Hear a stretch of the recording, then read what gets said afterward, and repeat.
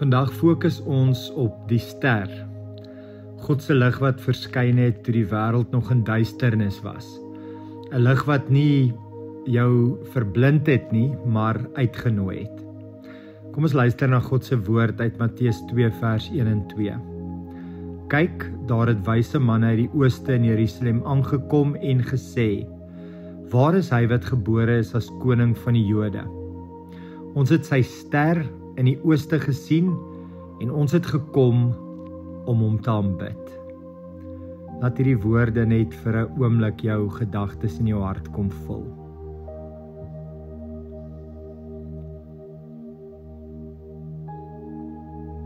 Hier is iets wat mense dikwels miskyk. Die ster het nie vir die Jode verskyn nie, maar vir buitestanders. God het nie net met skrifgeleerdes gepraat nie, maar met soekers. Mense wat na die hemel gekyk het omdat hulle geweet het daar moet meer wees. Die ster het nie die hele pad verduidelik nie, dit het net genoeg lig gegee vir die volgende stap. Selfs toe die ster vir 'n tyd verdwyn en hulle in Jerusalem beland, het God steeds gewerk deur skrif, deur vrae, deur soekende harte. Die ster leer ons, God lei dikwels stadig en nie dramaties nie. Lig is nie altyd luid nie, maar betroubaar. En aanbidding begin nie net met sekerheid nie, maar met beweging. Of soos een van die skrywers ons herinner, God gee nie lig vir die hele pad nie, net genoeg vir vandag. Ek wil jou vra om met jou hande oop op jou skoot te sit as 'n teken van jou ontvanklikheid. En dan wil ek hê jy moet saggies die volgende in jou hart sê: Here, wees my lig. Kom ons herhaal dit. Here, wees my lig. Sê dan ook: Ek volg u lig stap vir stap.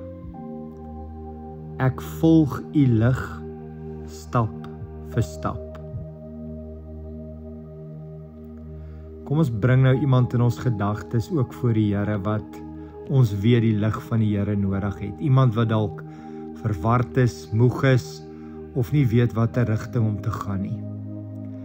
Here, laat u ster voor daai persoon verskyn. Nie noodwendig met antwoorde nie, maar met genoeg lig vir vandag. Lei hulle sagkens, beskerm hulle hart teen moedeloosheid. Laat hulle weet, u sien hoe hulle u soek. En dan wil ek vir ons afsluit met 'n gebed van vertroue. Here Jesus, u het gekom as lig in die wêreld, nie om te verblind nie, maar om te lei. Ons vertrou nie op ons eie insig nie, maar ons vertrou op u genade wat altyd ons vooruitgaan. Selfs wanneer ons nie die hele pad sien nie, kies ons om u te volg. Ons rus nou in u teenwoordigheid.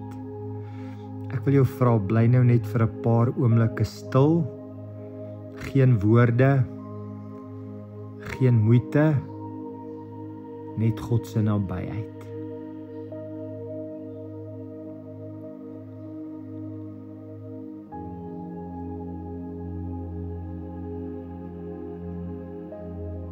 Onthou dit vandag.